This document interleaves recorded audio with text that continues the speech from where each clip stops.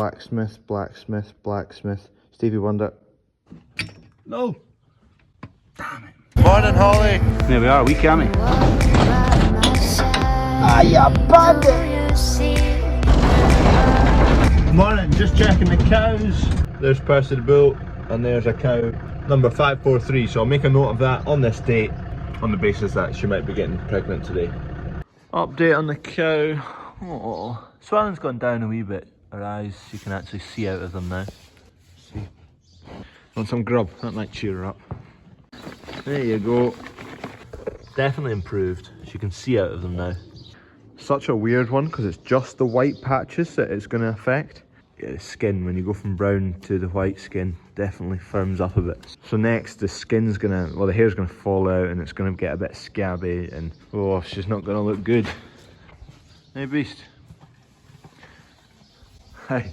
Look at them.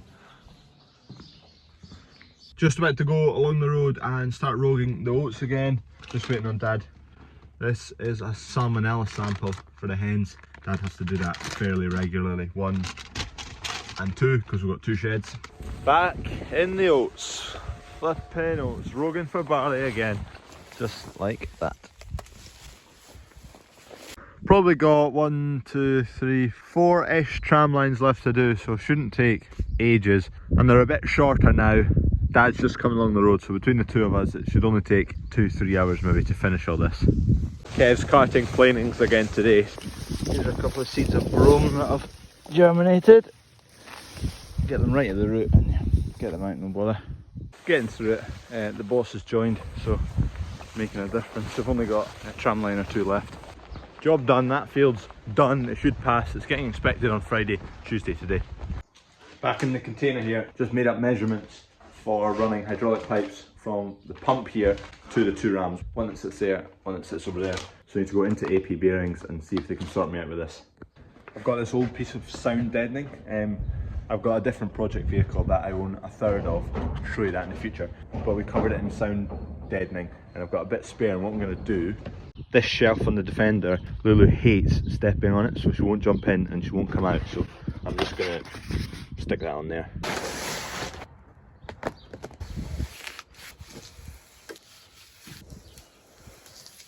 That'll do it. She'll jump up on there now. I'm telling you, pure radio. Anyway, next stop, AP bearings. Right, just been into AP bearings, so I've got everything ordered up. I'll come back in an hour or so. I'm going to leave you in here and see how you get on with the dog on the road.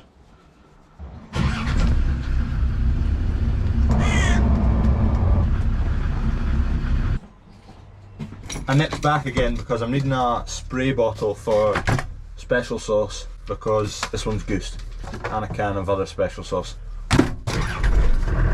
Right, I'll come back here in about an hour and the hoses should be fitted up. Pot delivery. Right, got hydraulic hoses.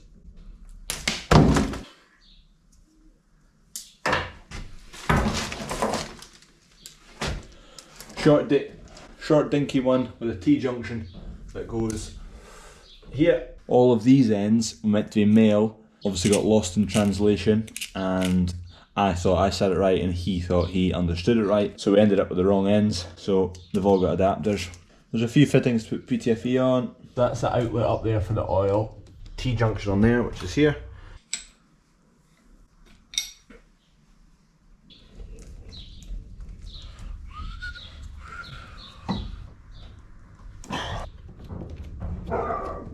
Hey! Right, I'm putting these brackets up, and they are to hold the hydraulic pipe. Just putting them up just now so I can take up the slack up here. Hope it's long enough.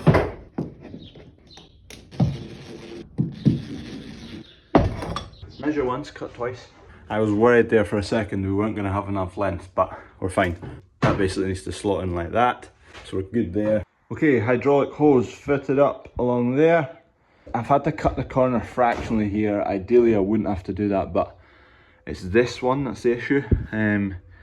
If it was fractionally longer, I'd get that right up in the corner there, which is really annoying me, but there's nothing much I can do about it unless I go and get a new one of those fitted up. Otherwise it's looking good. Next step, I need to take this down again, I need to wire it up, I need to get a 12 volt DC transformer, because it's going to have mains power in here.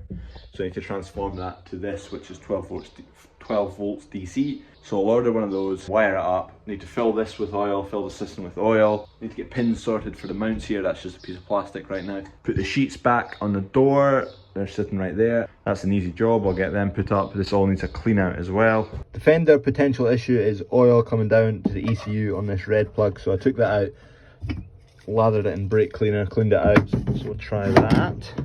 I don't think it's going to be that. I was just coming round this corner, this is our field here, and in the gateway there was a van parked here, and I thought they might be chucking stuff out, fly tipping, because they were next to some rubbish. But it wasn't them, because you can tell the greenery's gone yellow already. It wouldn't just go yellow straight away. So anyway, someone else has been flipping, flying, tipping. Ugh, there's not that much, I'll just chuck it in the back of the Land Rover. Bandits. I dream of catching a fly tipper red-handed, possibly passing by with a forklift. That would be absolutely amazing. Anyway, I've just been away around to try and find myself a valve, a tyre valve. I need to try and make a wee pressure testing kit to pressure test the turbo system on this, see for any leaks. DIY pressure tester coming in hot.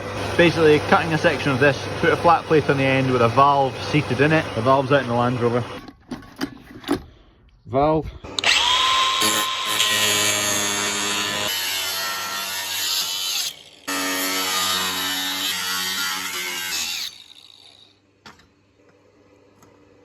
Rough and ready anyway. That's getting welded on there.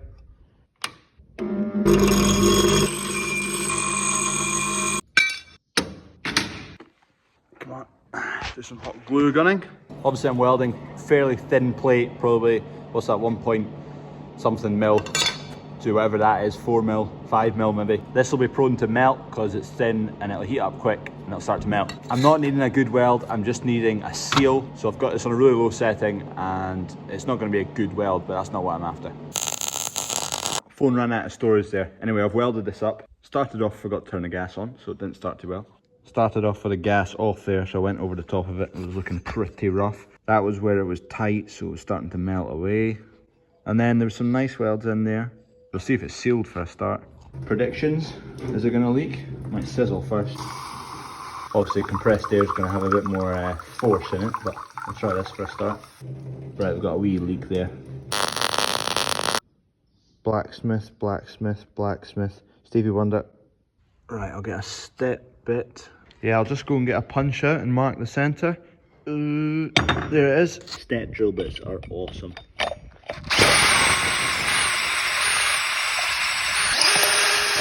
Actually need to make it 1 step bigger.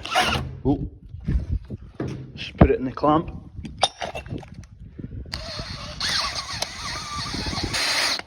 So in theory now, if I turn on the compressor, grab the air line, yam that in this end I've disconnected, tighten up this Jubilee, and hopefully after I do this and turn it on, I hear a hiss in a hose. That would be perfect. That should be enough. I need a locking pressure gauge. I've still got this that needs to be held on. Come on. I can't hear anything because this is hissing away. The hose has got a wee hole in it, so I'll go and fix that. Right, this should now be sealed. Oh, no sound out of that. Good start. No! Damn it. I just pushed the valve back in through the hole. Let's try this again. Valve's in again. I'm not exactly sure bang on, but turbo should reach kind of 6, 7, 8 psi. I'll tell you what, I don't think I'd get a job as an F1 mechanic.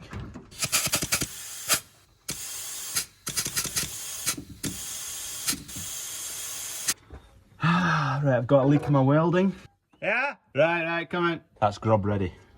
I'll quickly weld this so it can cool down while I have my grub. Right, let's quickly pressure test this. Because I've got football in 10 minutes. I could do with that running so I can get there. Okay.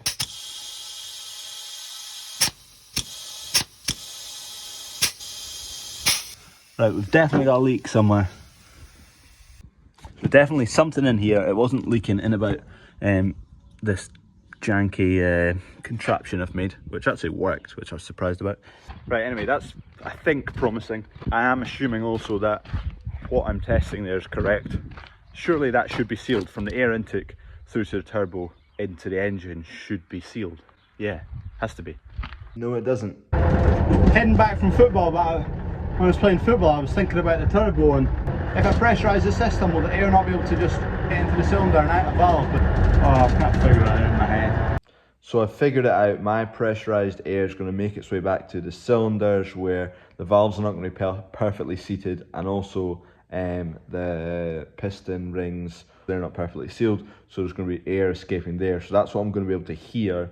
I'll still be able to pour soapy water all over the pipes and whatnot and see if there's any leaks there. So that's the next attempt. Also, I'm going to order a MAF sensor and a new actuator, because there's quite a few people saying they've had this issue and it was MAF sensor or wastegate actuator. I have semi kind of tested them, taken them out, cleaned them.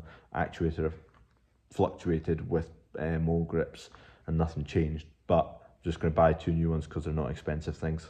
Anyway, it's about 9:30. I still need to make the video you're watching right now, so I'm not going to get back to the turbo tonight. Maybe get some time tomorrow evening or something. So cheers for watching. I'll see you in the next video. If you've got any suggestions or what it might be, if you've got any suggestions or any thoughts about the issue, put them down below. Cheers for watching. See you in the next video.